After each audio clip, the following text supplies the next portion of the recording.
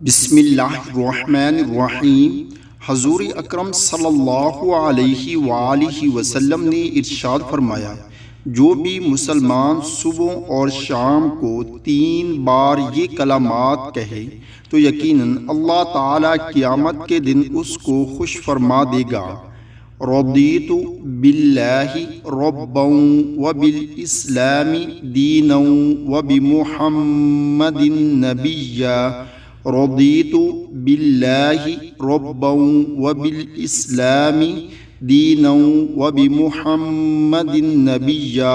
میں اللہ تعالیٰ کے رب، اسلام کے دین اور محمد صلی اللہ علیہ وآلہ وسلم کے پیغمبر ہونے پر راضی ہو گیا۔